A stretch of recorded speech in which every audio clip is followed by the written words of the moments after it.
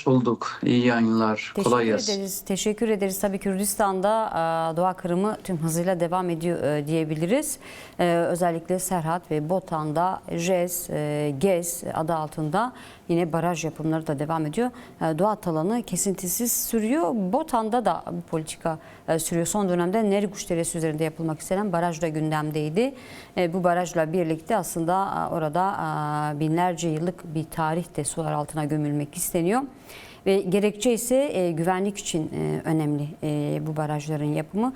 Neler söylemek istersiniz? Barış ve demokratik toplum sürecinde bu doğa kırımı politikalarının Kürdistan'da aynı şekilde devam etmesini nasıl yorumlayabiliriz?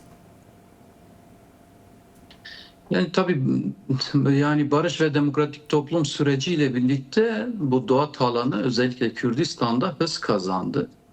Yani 40 yıllık çatışmalı süreçte devletin giremediği alanlar vardı özellikle. Bakir gördüğü, erişemediği coğrafya vardı Kürdistan'da. Birçok yerde aslında. Şimdi barış ve demokratik toplum süreciyle birlikte şirketler üzerinden bir çökme söz konusu. Sadece Botan'da değil, bir bütüne Kürdistan bölgesinin birçoğunda.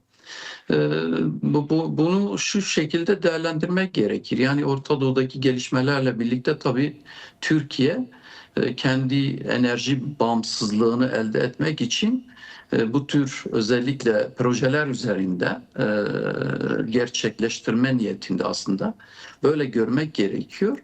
Yani bir fırsata çevirmek istiyor aslında bu mevcut içinde bulunduğumuz süreci.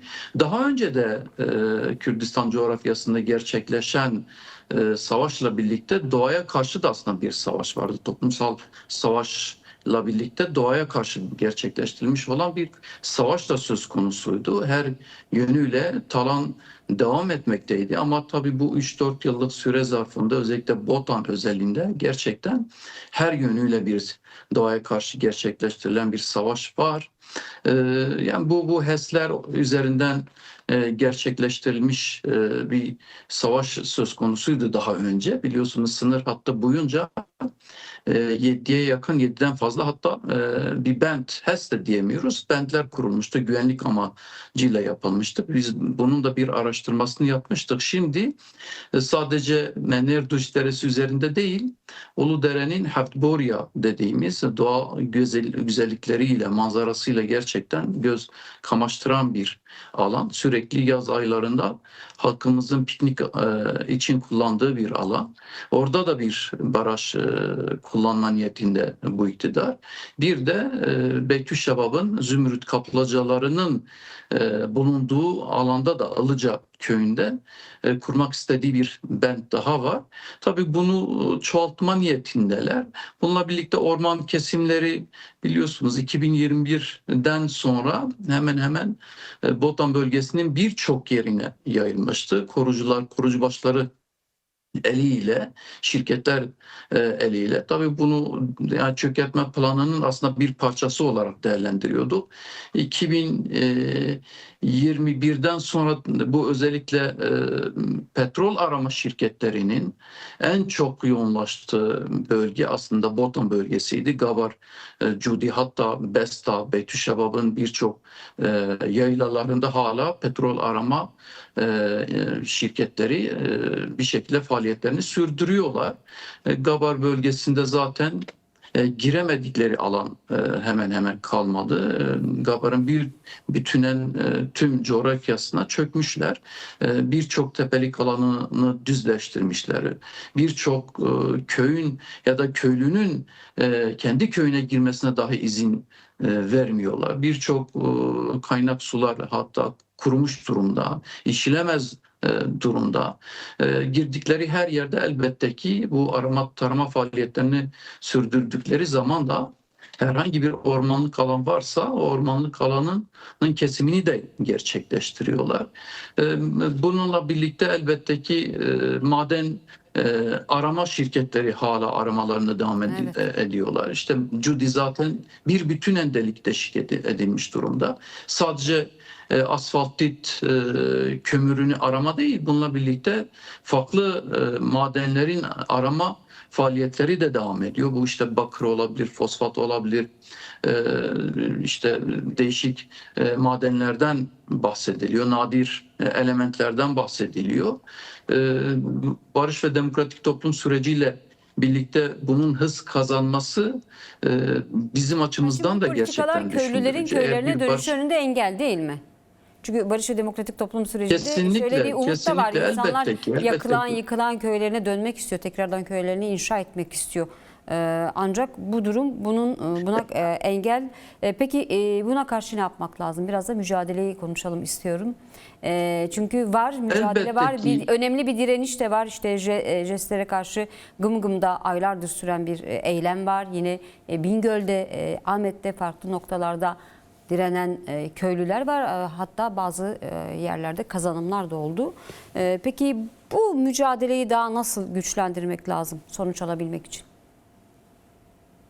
Ya tabii bu mücadele hattını daha da bir büyütmek gerekiyor. Yani barış için nasıl bir mücadele yürütülmüşse şu ana kadar Kürt halkı kendi değerleri varlığı için nasıl bir mücadele sürdürmüşse coğrafyası için de aynı şekilde, doğası için de aynı şekilde bu mücadeleyi bir bütüne büyütmek gerekir. Birçok platform var. Bu özellikle Talan'a karşı, Kırım'a karşı mücadele yürüten ama tabii ki yeterli değil. Bunu gerçekten toplumsallaştırmak gerekir.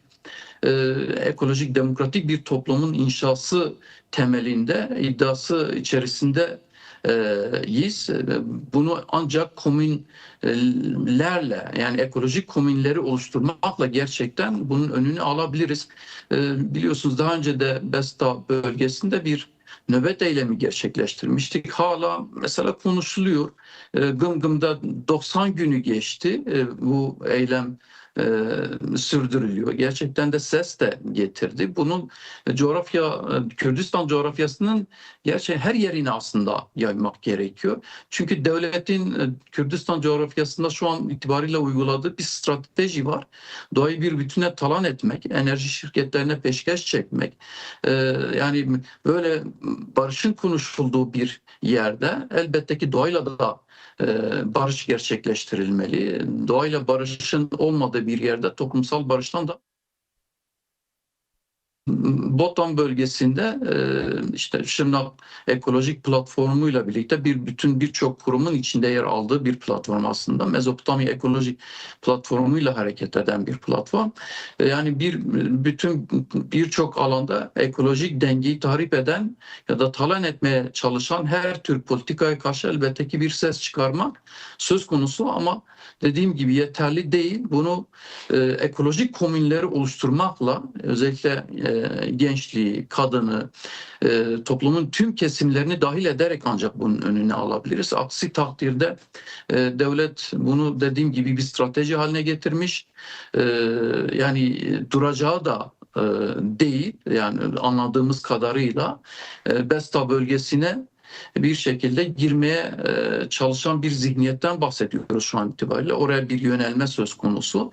%70'inden fazlası rezerv edilmiş yeraltı kaynaklarından kaynaklı.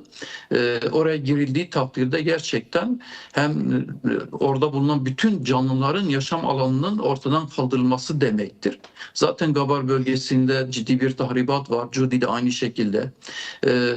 Besta'nın bu doğal güzelliklerini yok edilmemesi için gerçekten Şırnak ve Botan halkının bir bütünen Şırnak Ekoloji Platformu etrafında birleşerek bu şirketlere karşı bu devletin iktidarın bu soykırımcı eko kırım politikalarına karşı bir bütünen hareket etmek gerekir.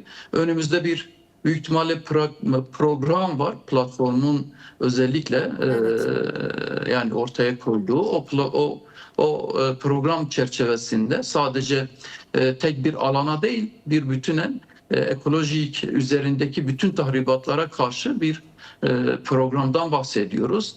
Onun etrafında toplumu örgütlemek gerekir, toplumu dahil etmek gerekir.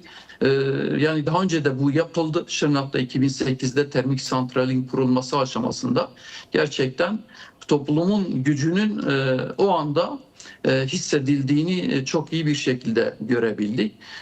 Şırnak halkı, Botan halkı mücadeleden kopmuş bir halk değil. Her zaman kendi varlığı içinde mücadelesini yürütmüştür. Elbette ki coğrafyası içinde bu mücadeleyi büyütecektir. Peki, çok teşekkür ederiz yayınımıza katıldığınız için.